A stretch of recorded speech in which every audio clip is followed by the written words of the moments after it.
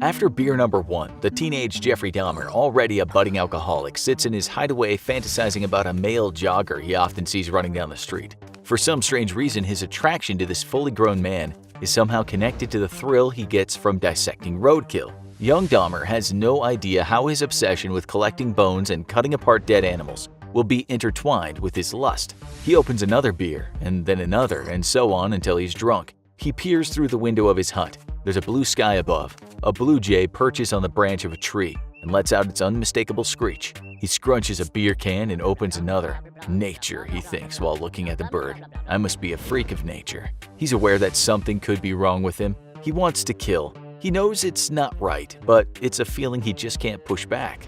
He gets his baseball bat and waits behind a bush for the jogger to run down that same route again. Young Jeff doesn't know what he'll do, not really. Maybe he'll knock him out, he thinks, and then keep the body. It just so happens that the man didn't jog that day. These were the warped thoughts of a boy that would become known as the Milwaukee Monster, a deserving epithet if there ever was one. Dahmer's atrocious crimes not only shocked the nation, but his actions have perplexed medical science. He may have been a monster, but Dahmer was also soft-spoken, intelligent, and strange as it sounds, he came across as a likable guy. That's perhaps one reason why it took so long to arrest him. He almost operated in full view of the cops. He was hardly a mastermind when it came to concealing his crimes. In fact, it's as if sometimes he wanted to be caught, and yet it took so long. We might ask how the killer was caught, but in Dahmer's case, another question needs to be asked. How didn't anyone realize he was a distressed and messed up kid? He came from a broken family, a family that was likely a little more broken than documentary films have made out. His mother, it seems, was what you might have called the overbearing type of matriarch. She was moody, often depressed, argumentative, and she wanted constant attention. This kind of behavior does not bode well for children in the family. She was a wreck, and by the time Dahmer was old enough to go to school, she was spending most of her days in bed. The household wasn't much fun at all for young Dahmer, especially since his father was away so much of the time. When he was back, the parents argued all the time. This is something that affected Dahmer deeply, more so after his mother tried and failed to take her own life. But by the time she was pregnant with another child, she wasn't much better. Many serial killers experience extreme physical violence from their parents when they're young, but with Dahmer, it was more being put on the sidelines as his mother fell apart that seemed to bother him. He didn't like being abandoned, and that may explain his utter depravity later in life, but it would be hard to deny it shaped his very peculiar personality. His father was an analytical chemist, and unbeknownst to him, it was teaching his son some things about science, which would lead to some of the grisliest crimes the USA, or the world for that matter, has seen in modern times. He taught his son how to bleach and preserve bones, something Dahmer evidently took on board even at such a young age. Sometimes, the two of them would look around the garden and under the house for dead animals. When they found one, the father would show his son how you could bleach the skin and connective tissue from an animal. Young Dahmer was obsessed with this, but not in a way his father thought. Jeff loved the end product, a pile of shiny bones. These he and his father used to call fiddlesticks. Later in life, a forensic psychiatrist named Carl Wallstrom asked Dahmer if he ever tortured animals as a child. Hurting defenseless animals is often said to be something serial killers in the making do. It's about control, about living out sadistic fantasies. Dahmer told Wallstrom a story. He said when he was in grade school, the teacher asked his class to bring something in. The next day, Dahmer brought a tadpole. At the end of the day, the teacher gave that tadpole to another kid in class. Dahmer was absolutely infuriated, so much so he went around to that kid's house. There he saw the tadpole in an aquarium. He poured gasoline in it and set it on fire. After telling that story, Dahmer turned to the psychiatrist and said, "If you want to call that torturing animals, I tortured animals." His parents moved around. When they were together, they argued all the time. The kid got hardly any attention, less so after his brother was born. It gave him plenty of time to think, to go out exploring the nearby woodlands. He'd find dead animals and dissect them in the backyard shed. Once, he even impaled a dog's head on a stick and stuck it in the forest near his house, signs that weren't seen. Dahmer was quiet, sometimes moody. He had a shed full of animal parts. He spent much of his free time looking for roadkill. But his parents, as consumed as they were with their own disagreements, failed to see those signs. This was a kid who likely could have been fixed, but instead his problems were being ignored. In 1978, just a few weeks after he graduated high school, he took his first life. He was living alone at this point in his parents' old house. He picked up a hitchhiker named Stephen Hicks, just a young man himself at 18. The two went back to Dahmer's place to drink some beer. Dahmer later said that he found his new friend attractive. But when the conversation turned to attractive girls and how to meet them, he became aware that there'd be no love for him. For a few years, he'd known he was gay. When they were both drunk and the other guy said he wanted to leave, Dahmer went over to a set of weights. He picked up a large dumbbell, walked over to the guy who was sitting in a chair with his back to him, and he whacked him over the head, and like the dead animals he'd been so obsessed with, dissected him. Dahmer buried the body, but a few weeks later he dug it up. He then methodically stripped the bones of their flesh and dissolved what he could in acid. The solution that was left over he flushed down the toilet. As for the bones that were left, he crushed them with a sledgehammer and then threw the fragments around in a nearby forest. After the murder, he tried his hand at higher education, but his persistent drinking wasn't exactly conducive to attaining good grades. He soon dropped out and joined the United States Army just prior to his 19th birthday. We drugged and molested soldiers while stationed in Germany. This is something that became known much later. His drinking habits never really diminished, and by the time he was just shy of 22, he was discharged from the Army. At this point in time, his father and stepmother had seen how alcohol was destroying his life. That's the main reason why they sent him to live with his grandmother in West Allis, Wisconsin. She'd always had a calming effect on Dahmer, and they'd hoped she'd guide him out of the darkness. This worked to some extent, but after being fired from a job, he started drinking a lot again and acting out his fantasies. This started by exposing himself to women and children, something he was arrested for. At age 22, he paid $50 after being charged with indecent exposure.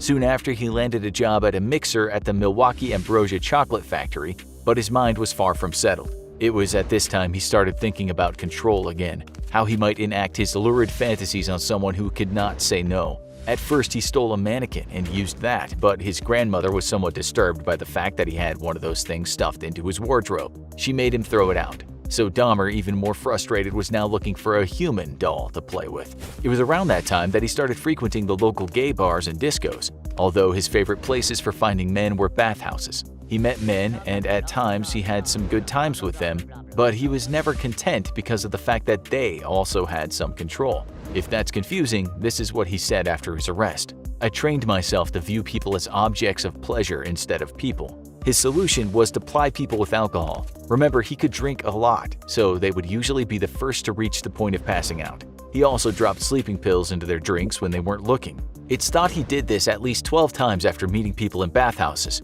He would wait until they were out and then he would have his way with them. These were not murders, but the crimes were heinous in themselves. What's strange is that Dahmer was never arrested, likely because no one pressed charges. He was, though, banned from the bathhouses. When he was 26, yet again he was charged with indecent exposure. He got a 1-year probationary sentence for that. Had anyone been able to join a few dots, Dahmer's actions certainly would have portrayed a man on the edge, a dangerous man. But as things went, those dots were spread far and wide, and the only person that regularly saw him was his grandmother.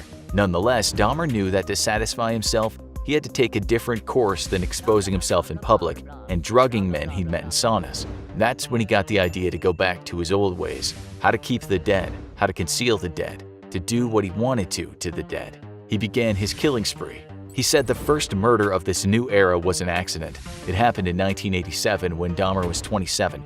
He said he woke up in a hotel and the guy was dead beside him in the bed with blood coming from his mouth. Dahmer left the hotel, got his hands on a large suitcase, and then transported the body back to his grandma's house. There, he dismembered it and got rid of most of it. He kept the head, which he boiled so he could keep the skull for his own sexual gratification. He killed again, much in the same fashion, drugging, strangling, and then dismembering bodies, often keeping skulls. When he was done with those skulls, he'd pulverize them with a hammer and disperse the fragments someplace. Did his grandmother know something strange was going on? She actually asked him to leave, not being too fond of him always bringing men back to his room. She even complained about the foul smells in the house, a consequence of human decay. But she never once thought her grandson was a killer. He didn't stop. He couldn't stop. He killed more, and as his addiction got worse, he took more risks. He later said he found his 5th victim so attractive that he kept the head intact and preserved it. He kept some of the other body parts too. He flayed the corpse in his grandmother's bathtub, got rid of the parts he didn't want, and stored the rest in his room. In 1989, 2 days after his 29th birthday, he was given 5 years probation and 1 year in the House of Correction for a sexual assault. He spent some time behind bars, but was allowed to work too. Almost exactly a year after his sentencing, he returned to his grandmother's house to pick up his things, the most valuable to him being the human remains. At his new apartment, he started again. He picked up male prostitutes, he drugged people he met in bars. When they were unconscious, he strangled them. Sometimes he'd pose with their dead bodies. Sometimes he'd sleep with them. Often he'd take photos with them. One time he talked to a severed head while dismembering other parts of the body. All the time this was going on, he told his probation officer how horribly he felt, that he was lonely and depressed, that he often thought about taking his own life. He even alluded to his depraved sexuality, but strangely nothing ever came of it. To most people, he seemed like a nice enough guy with a few problems on his mind. Believe it or not, residents of the apartment complex where he lived had told their landlord they were tired of listening to all the noises coming from that one flat. They said they often heard loud crashes like heavy objects falling. They said a guy in there even used a chainsaw in the middle of the night. They also couldn't stand the terrible smells coming from that apartment, what smelled like dead animals. And in 1991, something straight out of the darkest kind of horror story happened. Dahmer had lured a teenager to his apartment. This time, not only subdued the guy with drinks and pills, but when the victim was almost out, he drilled a hole in his skull and injected hydrochloric acid into the hole. It was Dahmer's belief that by putting the acid into the so-called executive suite, the part of the brain called the frontal cortex, he could turn him into a living zombie. He could have someone forever, but that person wouldn't rot like all of his other victims. He left the young man alone on the couch in his zombified state, drank some beer, and then went to a bar. When he returned home, he hoped his zombie would still be there. He wasn't. Dahmer looked for him and saw 3 women standing over him as he crouched in the street, looking awfully worse for wear. Dahmer tried to convince the women that he was the youth's friend, but they knew something was wrong. They told Dahmer they'd called the cops. The police turned up quite quickly, but after hearing Dahmer tell them he was the boyfriend of the youth, they believed him. Even when the women told them Dahmer had tried to kidnap the kid, and it was evident he was bleeding from a certain orifice. A cop said to one of the women, "Shut the hell up." They wrote it down as a domestic dispute. This is yet another time Dahmer should have been caught. Given his background, this was one hell of a big clue. The cops walked Dahmer and the allegedly drunk boy back up to his apartment, where one of the police noticed a really foul odor. Little did he know that it was the decomposing body of a previous victim. When the cops were gone, Dahmer injected more hydrochloric acid into the head of the youth. This time, it killed him. He killed again, and he took his trophies again. With another man, he tried injecting water into the brain. That didn't create a zombie either. There were more murders and more of Dahmer doing despicable things with body parts. At this time, bits of people were piling up in that apartment. Police still hadn't linked any of the missing people to Dahmer. Then he met 32-year-old Tracy Edwards. This changed everything. He lured Edwards to his apartment too, but after struggling to get one handcuff on him, Edwards became suspicious. He noticed not only an oil drum but a disgusting smell pervading the place. Dahmer also had a tape of The Exorcist Part 3 playing. Suffice to say, things didn't look good. He knew he had to talk his way out of this. Dahmer then grabbed a knife. He told Edwards he wanted to take photos with him. He put his head against Edwards' chest, saying something about his heartbeat, and then in a calm tone said he was going to rip that heart out and eat it. Time passed, however, mostly because Edwards was able to keep a conversation going. When he had his chance, he punched Dahmer in the face and made a run for it. Out on the street, naked, almost hysterical, he jumped in front of a police car. Shouting at the cops, he said a crazed man had threatened to kill him. He showed them the handcuff still attached to one of his hands. He told them he'd been captive for 5 hours. This time, the cops took it seriously. They had no idea. They couldn't have any idea of what they were about to find. First was a knife. Then one of them opened a drawer and pulled out some photographs. He almost fell back in shock. They were pictures of bodies, some dismembered, lying in certain poses. The cop went over to his partner and said, "These are for real." They then wrestled Dahmer to the floor, whereupon Dahmer managed to squeeze out the words, "For what I did, I should be dead." Once in restraints, he showed them why. He opened the fridge door. Inside was a human head. Personnel from the Milwaukee County Medical Examiner's Office were soon on the scene working with the Milwaukee Police Department to photograph the apartment. They found a bunch of tools that could be used for dismembering bodies. They also found 7 skulls, some of them painted, described as large muscle fillets packaged in plastic bags. They found little food, and so it looked to them that Dahmer had been eating the bodies. The so-called fillets were all frozen, just like little packages of pork. So there were the body parts. There were the drugs he used to sedate people. There were the photos, and there were the tools Dahmer had used. Forensic pathologists were soon able to say what the cause of death was with some of the victims, and they were able to make identifications. They discovered the skulls into which Dahmer had drilled, understanding what kind of injury that had caused.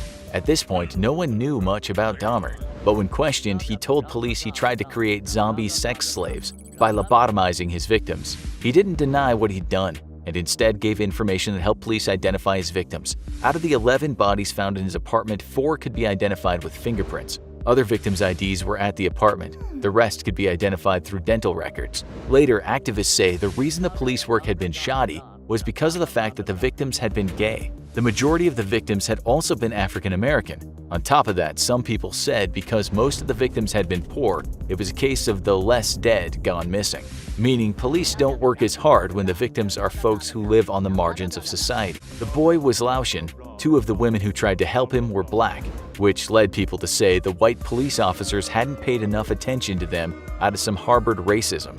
They believed Dahmer instead, who, as you know, killed the kid shortly after. The cop later defended himself, saying there was just nothing that stood out, or we would have seen it. On February 15, 1992, Dahmer was sentenced to 15 consecutive life terms in prison. Another life sentence was later added on. In total, he killed 17 people. At the end of 1994, while serving time in prison, Dahmer was attacked by a man in the bathroom of the gym. He was bludgeoned with a metal bar to the point of death, and he did die shortly after in the hospital. The guy that killed him, also in for murder, later said Dahmer didn't make a single noise throughout the assault. When Dahmer's mother was approached by the media, she said, "Now is everybody happy? Now that he's bludgeoned to death, is that good enough for everyone?" For a lot of Americans, it was a fitting end to a terrible story.